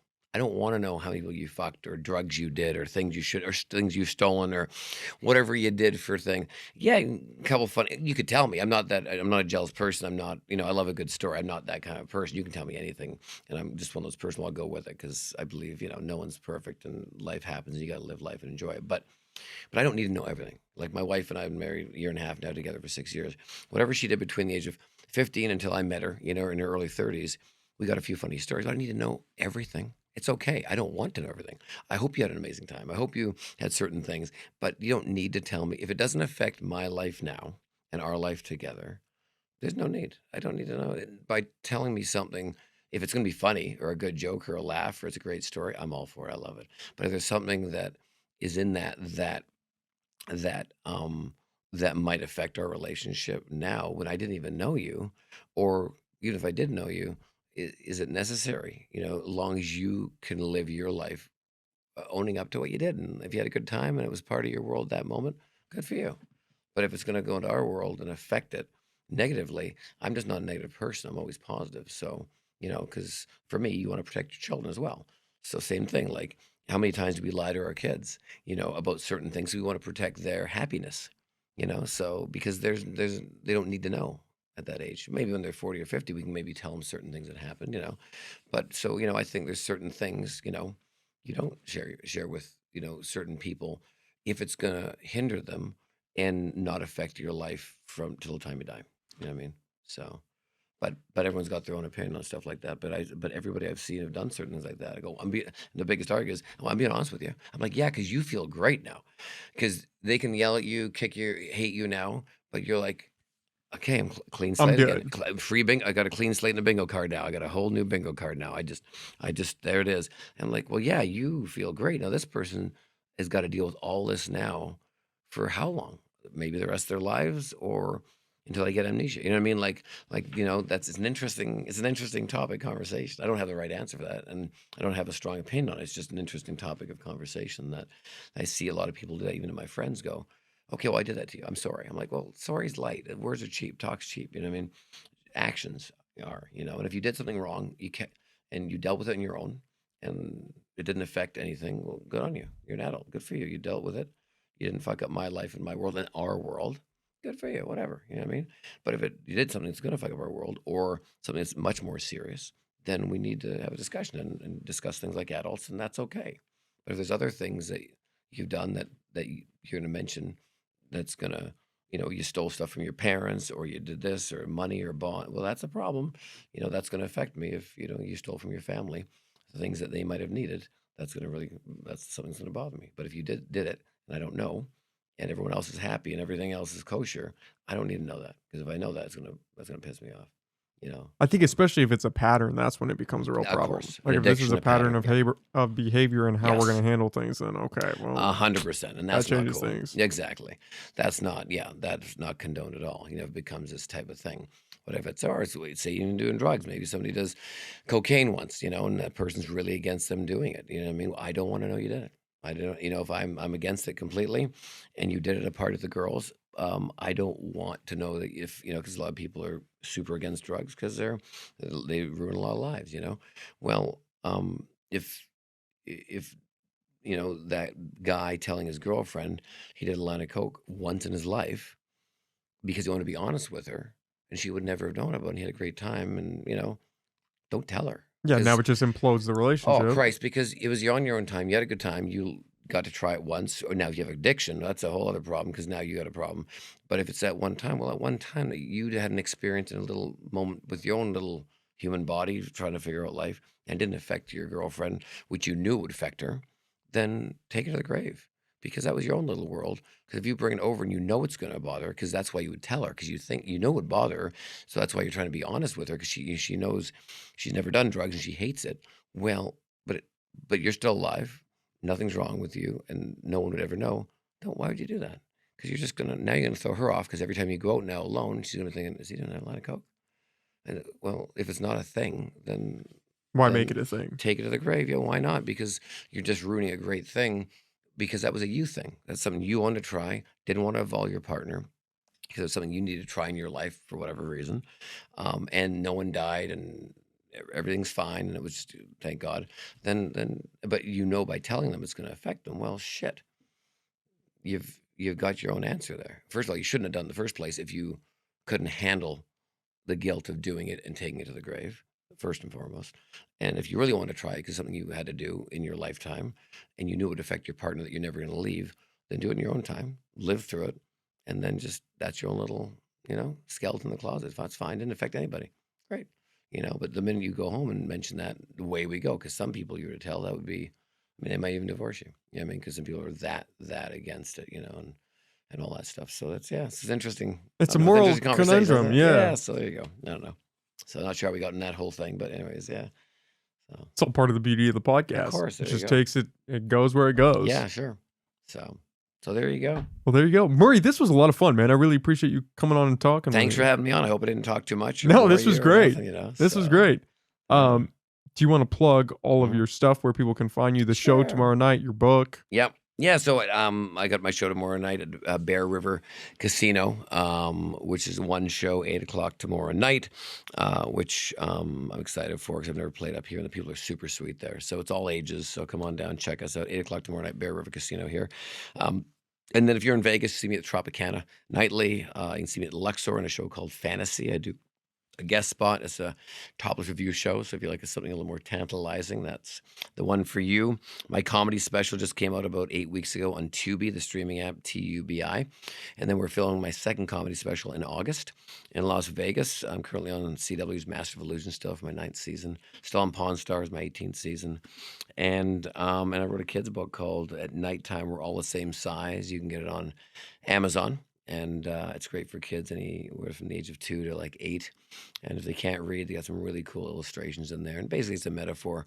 It's about this kid that hangs out with animals. Each page is a different animal. And it came about because we have rescue animals. My wife and I love rescue animals. And we have 3 long-haired chihuahuas and a cat. And one of the chihuahuas is very scared of people when you come in the house, and for a long time. But she'll want to be involved. They're all girl chihuahuas, they're all females. Her name's Bailey. But when my wife and I started dating, she'd come over and watch movies. She'd lie on the living room floor on a pillow and watch TV as you do. As soon as she lied on the floor, the dog went over there, stopped barking, and fell asleep on her pillow right beside her head. Same thing when she hopped into bed. Went into bed, the dog ran up in the bed, fell asleep on the pillow right by her head. So I'd make a joke and go, at nighttime, we're all the same size. Because the chihuahua could see her eye to eye. Didn't realize she was so towering. I thought that's kind of a cute name for a book. So I had 1 page. I needed another 37.